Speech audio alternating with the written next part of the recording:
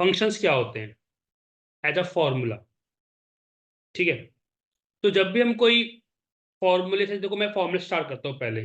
ठीक है, जब भी हम कोई फॉर्मूला लगाते हैं स्टार्टिंग में, तो हमेशा हम किससे शुरुआत करते हैं? इक्वल से।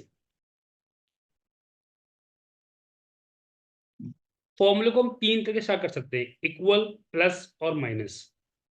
बट आप इक्वल से स्टार्ट करना फॉर्मूला। ठीक है तो जब भी हम कोई फॉर्मूला कैसे लिखते हैं ना, तो यहाँ पे आपके ना ये तीन, ये आपको दिख रहा है पट्टी, ये वाली, ये पट्टी सी दिख रही है, इसको बोलते हैं पैरामीटर्स। हमें इसको समझना है।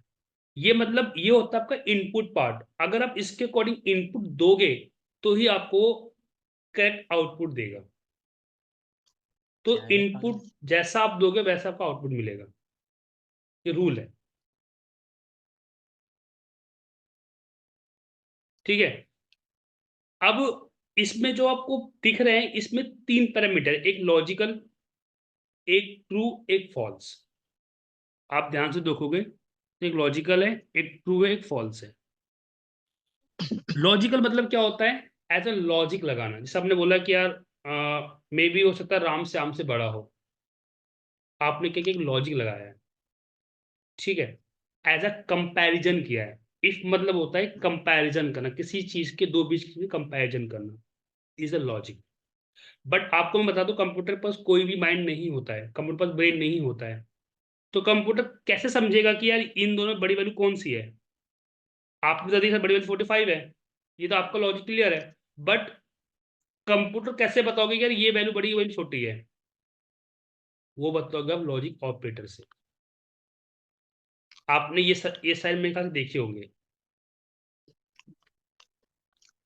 Greater than, less than, greater than equal, less than equal, equal not equal. ठीक है, हाँ तो सर, जो नो क्लास है हर संडे। की, तो लॉजिक ऑपरेटर में क्या होता है? Greater than, less than equal, greater than equal, ये हमारे क्या ऑपरेटर थे गाइस। अगर हमें दो नंबर्स के बीच में कंपैरिजन करवाना तो हम इसके बेस पे करवाते हैं। जैसे मैंने बोला कि यार इन दोनों में जो बड़ी वैल्यू हो वो यहाँ पे प्रिंट हो जाए, और उसके आगे लिखा है ग्रेटर देन। अभी आपको मैं बता रहा हूँ, सिखा भी नहीं रहा हूं, देखो। तो हम लगाएंगे इफ। ठीक है, इफ। अब देखो लॉजिक क्या कह रहा है कि आपको लॉजिक लगाना है, क्या ये सेल इस सेल से बड़ा है? अगर बड़ा है तो भाई ये सेल दिखाओ एज अ ट्रू कंडीशन, नहीं है तो फॉल्स, इसमें दिखा दो, ब्रैकेट क्लोज एंड एंटर। देखो 47 दिखा, तो ये वैल्यू कौन सी बड़ी है? 47। अगर मैं इसको बड़ा कर दूं 78।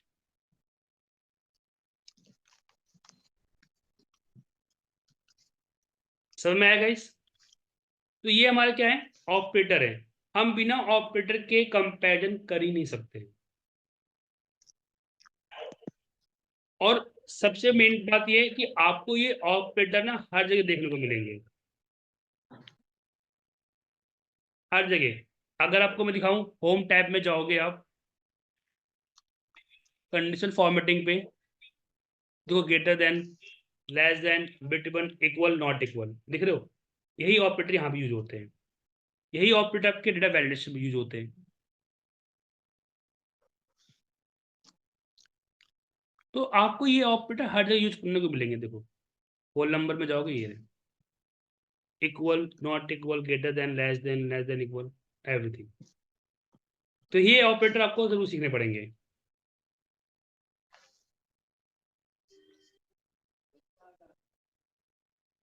तो ये समझ में ऑपरेटर क्या होते हैं, कोई डाउट ऑपरेटर में? No sir. ठीक है, गुड। अब बात करते हैं लॉजिक। लॉजिक लगाना बड़ा इसमें इंपॉर्टेंट है। सारा खेल अक्सर है लॉजिक का, सारा खेल A to Z लॉजिक।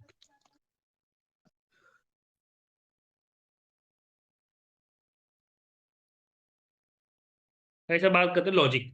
देखो लॉजिक हम कैसे लगाते हैं कि दो बीच में नंबर में दिखाते हैं। तो जैसे मैंने आपको दिखाया, ये मेरे पास डेटा है, ठीक है। अब मुझे जो कंपैरिजन क्या दिखाना है कि यार जो 33 से ऊपर वाले हैं वो पास हैं और बाकी नीचे वाले फेल हैं।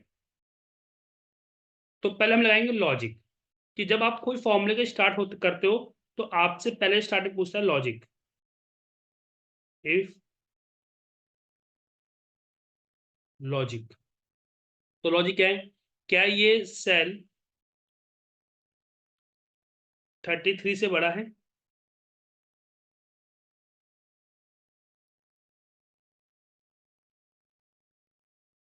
फॉल्स है, मतलब ये आंसर गलत दिखा रहा है। कोई मतलब होता है कि इसमें गलत क्यों दिखा रहा है आंसर? एक मिनट जरा सोचो सभी लोग, कि ये 78 है बट यहाँ में 33 दिया है, तो ये एरर क्यों दिखा रहा है? कोई बता सकता है हम लोगों में से? No sir. गुड। देखो यहाँ पे मैंने एक कीवर्ड यूज किया N%। मैं आपको बता दूं N% क्या होता है, प्रोग्राम था। ठीक है। N% जो होता है वो बेसिकली हमारे दो चीजों को आपस में जोड़ता है। जैसे मैंने बोला कि मुझे अरुण मेल को आपस में जोड़ना है, तो आप चाहे दो सेल हो चाहे कंटेंट कुछ भी हो, अगर दो चीजों को आपस में ऐड करना है तो आप क्या करोगे, सिंपल बी, जैसे आपने अरुण और मेल को जोड़ा तो अरुण के बाद सीधे लगा दोगे N%। This is a Fevicol, ठीक है। तो ये आपका जोड़ देगा N%। तो मैंने यहाँ पे क्या किया था, N% तो लगाया था।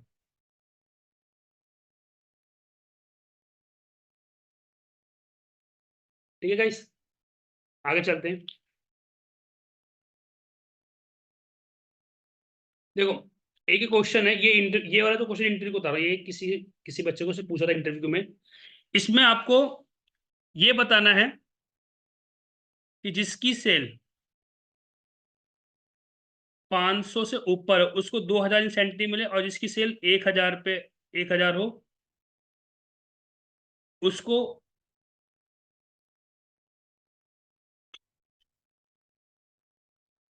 सॉरी यहाँ पे ना 500 अच्छा हाँ, जिसकी सेल 500 से ऊपर हो उसको 2000 का इंसेंटिव मिले, और जिसकी 500 से कम हो उसको 1000 की सेल मिले। और यहाँ पे ना आपको फॉर्मूला लगाना है, ठीक है। बट मैं जब भी फॉर्मूला लगाऊंगा तो मेरी कंडीशन क्या है कि यहाँ पे तो फॉर्मूला लगे बट यहाँ पे जीरो नहीं आना चाहिए। मतलब आपको दो इफ लगाना है इस बार। मतलब एक इफ तो वो लगाना है जो 500 से ऊपर है और जो 500 से कम है, और नीचे जब मैं प्लस करूं तो यहाँ पे जीरो, अगर यहाँ पे सब में जीरो है तो यहाँ पे जीरो ही आना चाहिए, मतलब जीरो नहीं दिखना चाहिए।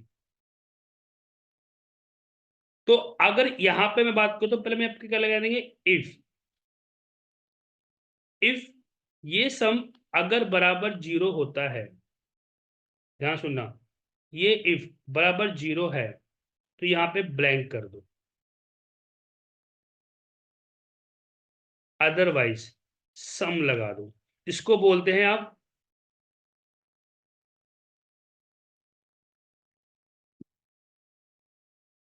इसको आप बोल सकते हो मर्जिंग, फॉर्मूला को मर्ज करना। देखो यहाँ पे कुछ ही नहीं है, ब्लैंक आ गया। अब यहाँ पे मैं लगा दूंगा फॉर्मूला कि इफ ये वाला सेल ग्रेटर देन 500 से ऊपर या 500 के बराबर है, ग्रेटर देन मतलब 500 या 500 से ऊपर है, तो यहाँ पे क्या आ जाएगा 2000, अदरवाइज 1000,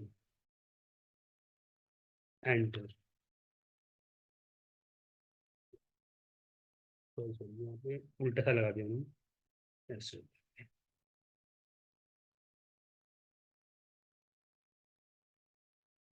यहाँ पे क्यों डाउट गाइस इस फॉर्मूले में?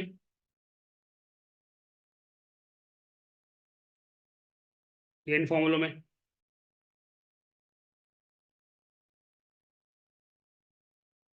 चलो अब आगे चलते हैं। अच्छा देखो ये ना थोड़ा ये एक रियल टाइम का डेटा है हमारे पास, मतलब कि मुझे बताना है कि वीक वाइज क्या सेल चल रही है। वीक वाइज क्या सेल चल रही है, आई डोंट नो। और आपको बता दूं, एक्सेल में कोई ऐसा वीक का फॉर्मूला बना ही नहीं है। एक्सेल में वीक का फॉर्मूला कोई नहीं बना हुआ है, बट हमें इसको कस्टमाइज करना पड़ेगा। और आपका जो मेन खेल होता है एज अ कस्टमाइज करने के लिए होता है, एज अ मर्जिंग करने के लिए होता है, कि आपने फॉर्मूले को आपस में मर्ज करके इसको यूज किया। ठीक है। तो जब आपको ऐसा सिनेरियो पड़ता है तो यहाँ पे आपको मर्ज करना पड़ता है फॉर्मूला। ठीक है। तो देखो, अभी क्या है, मेरे पास तो डेट है। अब मुझे डेट के अकॉर्डिंग क्या करना है, वीक बनाना है। तो वीक का मैंने कैटेगरी कर दे रखा कि 1 से 7 के बीच में तो वीक 1 हो जाए, 8 से 14 के बीच में वीक 2, 15 से 21 के बीच में वो वीक 3, और 22 से 31 के बीच में वीक 4। तो मेरे पास एक फंक्शन होता है डे का। डे क्या करता है गाइस, आपका 14 जनवरी को 14 में कन्वर्ट कर देगा, is equal to day this and enter. अब आपके पास ऑलरेडी पैरामीटर बचा हुआ है, तो आप इस पैरामीटर को इसको यहाँ पे पुल कर लो। यहाँ पे लगा दोगे इफ डे, अगर ये मेरा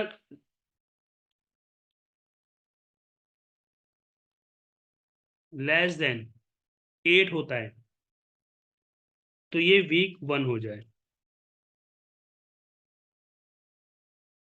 ठीक है। आप इसी फॉर्मूले कॉपी कर लो। फॉर्मूले घबरा मत गए, तो बड़े बड़े फॉर्मूले कर रहे हैं, फॉर्मूले छोटे में खाली क्या कर रहे हैं, कॉपी पेस्ट कर रहे हैं। अब यहाँ पे क्या चेंज कर देंगे, 8 की जगह 15, यहाँ पे वीक 2 कर दो। यहाँ पे आप कर दो 22, वीक 3 कर दो। यहाँ पे कर दो वीक 4, एंटर। अच्छा, मेरे में कॉमन लगा है।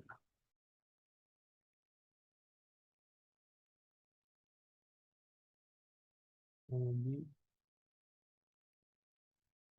कॉमन,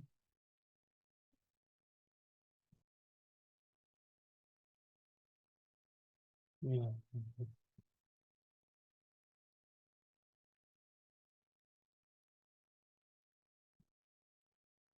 ये देखो वीक आ गया आपको। यहाँ पे मैंने सम इफ लगाया, देखो यहाँ पे इफ लग रहा है, तो इफ आपको छोड़ेगा नहीं। ठीक है गाइस। तो ये हमने क्या बनाया, यहाँ पे वीक को कन्वर्ट किस, मतलब डे को हमने किस में, वीक में कन्वर्ट कर लिया। इसे हमारा वीक का फॉर्मूला बन गया ये वाला। नेक्स्ट देखो, सेम एग्जांपल वही क्वार्टर वाइज, कि एक्सेल के अंदर कोई भी क्वार्टर वाइज का फॉर्मूला नहीं है। क्वार्टर वाइज पे तो क्वार्टर रिपोर्ट भी बनाते हैं हम, जैसे Jan to March, April to June, July to September, November October to December. ये हमारे को होते क्वार्टर्स होते हैं। तो 1 से 3 के मंथ में क्वार्टर 1 होगा, 4 से 6 के बीच में क्वार्टर 2 होगा, 7 से 9 के बीच में क्वार्टर 3 होगा, एंड 10 to 12 होगा तो क्वार्टर 4 होगा। तो यहाँ पे आप सिंपल वही इफ लगाओगे। अरे देखो यहाँ पे ना, अब देखो यहाँ मंथ है, मुझे मंथ को नंबर में कन्वर्ट करना है, तो इसके लिए फॉर्म में मंथ। अब देखो इसका सिंगल कोई यूज नहीं है, बट अगर इसको मैं इफ के साथ मर्ज कर लूँ तो कितना पावरफुल फंक्शन बन जाता है। एज आपको ये डेटा प्रोवाइड करता है क्वार्टर वाइज। तो यहाँ पे आप लगाओगे इफ, अगर ये क्वार्टर मेरा लेस देन आपका 4 हो तो यहाँ पे Q1 आ जाए। अब वही आप इसको दोबारा कॉपी कर लो यहाँ से।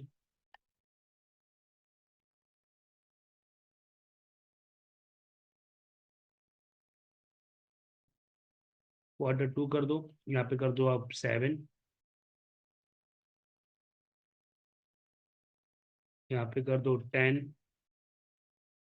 यहाँ कर दो क्वार्टर 3, बाकी क्वार्टर 4।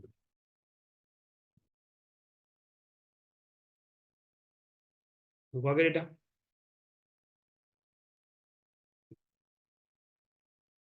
अगर आप चेक करोगे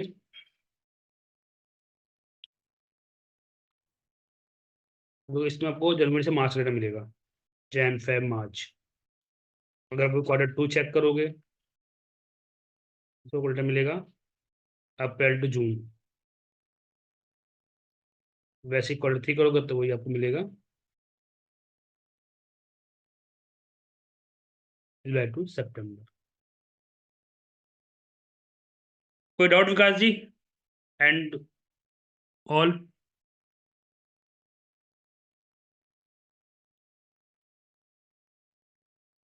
विकास एंड सुशील, वंदना, नेहा, कोई डाउट?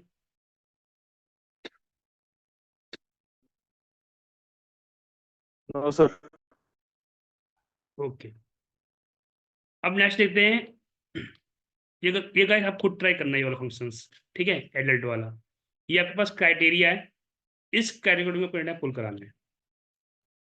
ये खुद ट्राई करना, ये होम टास्क रहेगा आप लोगों के लिए। अच्छा, ये इसको देखिए थोड़ा, ये थोड़ा क्रिटिकल होता है। देखो, यहाँ पे क्या है कि कंपनी का मतलब टर्नओवर कुछ ज़्यादा हो गया और कंपनी ने डिसाइड किया है कि हम अपने बंदों को सैलरी हाइक करेंगे। बट जो हाइक करेंगे वो हम सैलरी के डिपेंड, मतलब सैलरी पर डिपेंड हुई कितनी सैलरी है। अगर किसी की सैलरी 10 और 15 से नीचे है तो उसकी सैलरी को 15% हाइक मिलेगा। अगर उसकी 15 से 30 के बीच में है तो उसको 20% का हाइक मिलेगा। और किसी की सैलरी 31 से 50 के बीच में तो उसको 40% का हाइक मिलेगा। और किसी की सैलरी 50 से ऊपर है तो उसको 50% का हाइक मिलेगा। देखो, जब आप इंटरव्यू दोगे ना तो इस क्वेश्चन को जब आपको सॉल्व करने को मिलेगा मौका, तो आपको सेम यही पैटर्न होगा, सेम टू सेम यही पैटर्न होगा, कुछ डिफरेंट नहीं होगा। ये आपके पास डेटा होगा ऐसा, और ये आपका एज अ पैरामीटर्स होंगे। अब इस पैरामीटर के अकॉर्डिंग आप यहाँ पे क्या डेटा पुल कराओगे, ठीक है। तो आप अब देखो यहाँ पे क्या है, सैलरी मेरी क्या है,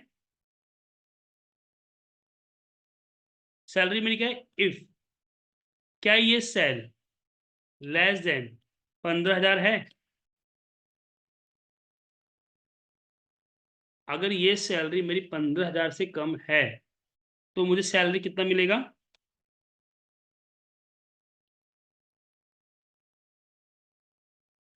100%।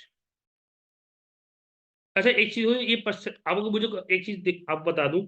अगर आपको किसी चीज का परसेंटेज जो निकाले कि यार ये इस सैलरी का 10% कितना होगा, या इस सैलरी 11, मतलब कोई भी आपको परसेंटेज प्रतिशत निकाले किसी वैल्यू की, तो जनरली हम कैसे निकालते हैं कि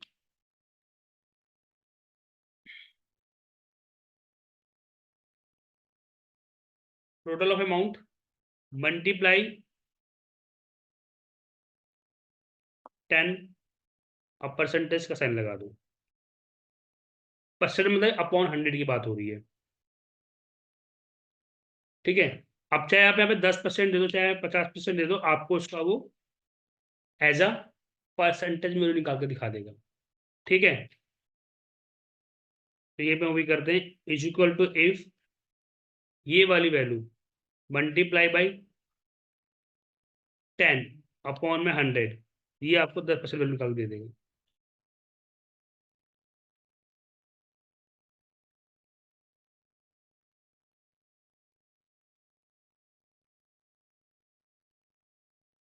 अब मुझे इसको फॉर्मूले में इंप्लीमेंट करना है कि इफ अगर ये वैल्यू लेस देन 15,000 होगा तो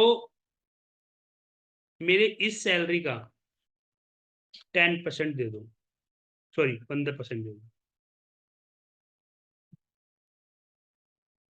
ठीक है। एंटर, जीरो है। अगर यार 15 कर दूं तो मैं 14, आ गया 15%,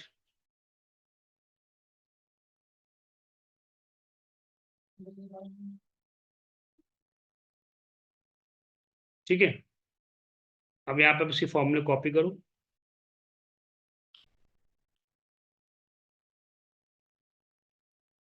कंट्रोल सी,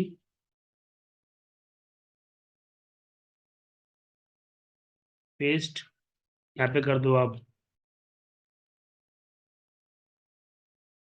सैलरी हमारी 30 नीचे हो, यहाँ पे कर दो 20%,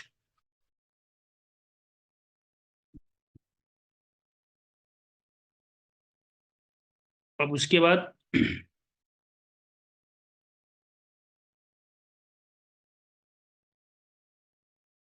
कॉपी फॉर्मूले की, कंट्रोल C,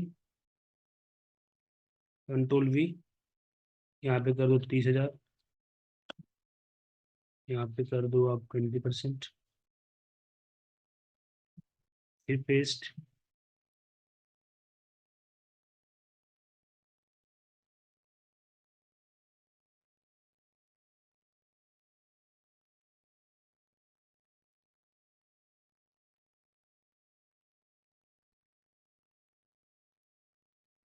तीस परसेंट हो गया हमारा,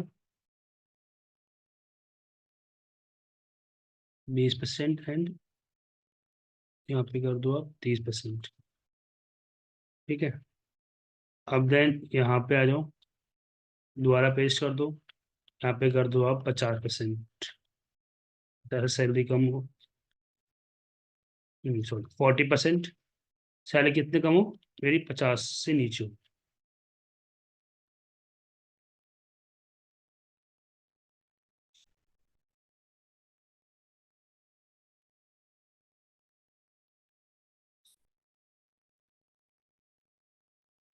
तो मैं दोबारा बताता हूँ आपको, इज इक्वल टू इफ, अगर ये वाली वैल्यू मेरी सैलरी 15 से कम है, तो मुझे इस सैलरी का कितना मिले, आपका 15%, कोमा, आप ऊपर से आप इस फॉर्मूले कॉपी कर लो,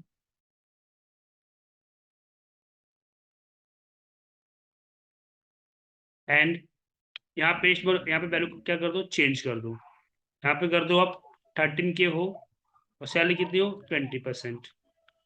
फिर अगेन फॉर्मूला पेस्ट कर दो, अब यहाँ पे क्या हो, सैलरी आपकी हो 15, यहाँ पे सैलरी क्या हो जाए 40%। अब बाकी जो आपका लास्ट बचा, वो आप क्या कर दो कि इस सैलरी का 50%, और लास्ट में फिर सैलरी को ऐड कर दो। आफ्टर इंक्रीमेंट आपकी सैलरी हुई है इतनी हुई।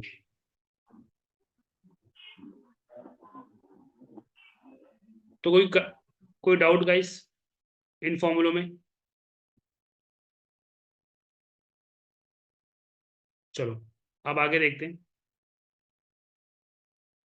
अच्छा देखो, इसमें भी वही सेम क्वेश्चंस है कि ये रिमार्क्स आपको लगाना है। रिमार्क्स में क्या है, ये मेरा पैरामीटर है, इस पैरामीटर अकॉर्डिंग हमारा ये कंडीशन आने चाहिए एज अ रिमार्क्स के अंदर, और इंसेंटिव में ये आना चाहिए।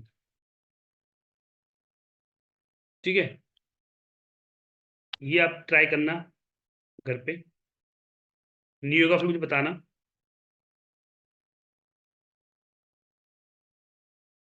ये कहाँ से है इसको? अच्छा देखो, अभी मैं आपको एक प्रोजेक्ट बता देता हूँ। प्रोजेक्ट कैसा होगा कि मेरे पास ना एक,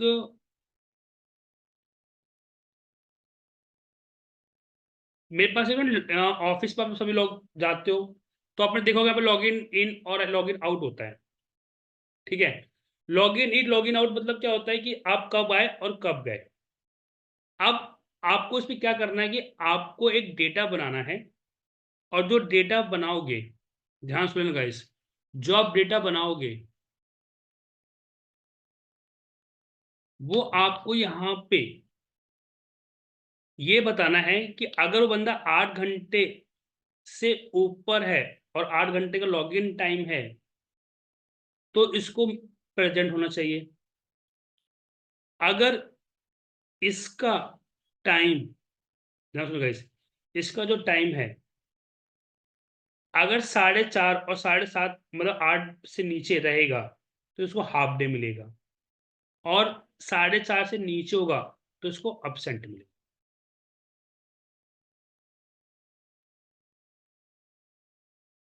ठीक है, तो ये आपके पैरामीटर हैं और ये आपको यहाँ पे इंप्लीमेंट करने हैं। तो यहाँ पे फॉर्मूला क्या लगेगा, इफ इफ, अब देखो यहाँ पे क्या है, सिंपल है, मैं तो इसको मैं सीधे ऐसे भी कर दूंगा भैया कि ये वाला माइनस कर दो इसमें से, बट देखो यहाँ पे कहीं पर वैल्यू कहीं पे नहीं आ रही, क्यों? क्योंकि इस पे रीजन ये है कि देखो यहाँ पे 38 है, यहाँ पे 49, मतलब ये 49 पे लॉगिन हुआ है और 38 पे चला गया, मतलब कि ये जो डेटा है ये आज सुबह आया है और ये कल सुबह गया है। ठीक है, शिफ्ट हमारी क्या है कि ये आज सुबह आया और एक्स्ट्रा ओवर टाइम क्या है जो भी क्या है, मगर ये एक दिन के पूरा बाद गया है, तो वहां पर तो ये फॉर्मूला काम नहीं करेगा। तो यहाँ पे हम क्या लगाएंगे, एज ए ये फॉर्मूला लगाएंगे।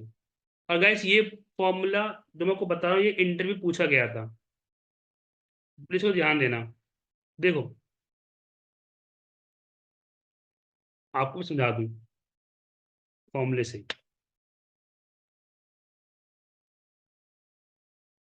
एंड टाइम और स्टार्ट टाइम, मतलब कि अगर मेरा एंड टाइम स्टार्ट टाइम से छोटा हो तो आप सिंपल उसको एंड टाइम से स्टार्ट टाइम को माइनस करा दो। दिस कॉल ये वाला जो भी हमने स्टार्टिंग में किया है कि इफ अगर मेरा एंड टाइम स्टार्ट टाइम से बड़ा है तो मेरा ये माइनस ये कर दो, अदरवाइज 1 में minus start time minus and, ये कर।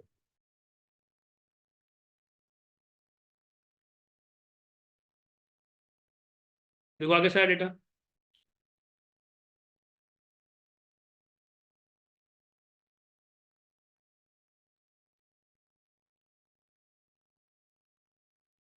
ऐसे भी लोग ये वाला सुशील विकास ऑल,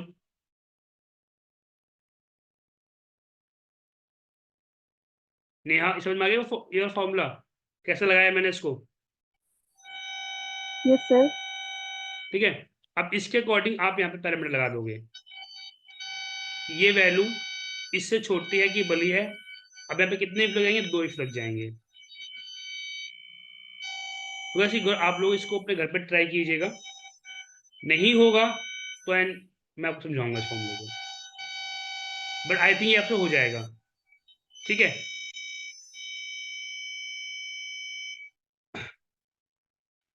तो ये बहुत सिंपल है। इसमें वो क्या करना गाइस कि जो आपका कंडीशन है ये वाली कि अगर ये इन मतलब ये एक तरह से ये मार्कशीट मान सकते हो आप, मेरे पास ये लैंग्वेज है, अगर ये किसी भी 2 लैंग्वेज में फेल होता है, ठीक है, तो इसकी कंपार्टमेंट आ जाएगी, बैक लग जाएगी, सब बैक बोलते हो। और 3 से ज्यादा फेल होता है या 2 से ज्यादा फेल होता है तो फेल का आना चाहिए यहाँ पर, और किसी फेल नहीं है तो पास होना चाहिए। तो ये आपको पैरामीटर है, इसके अकॉर्डिंग आपको ये पुल कराना है। ठीक है, तो ये आप लोग घर पे ट्राई कीजिएगा।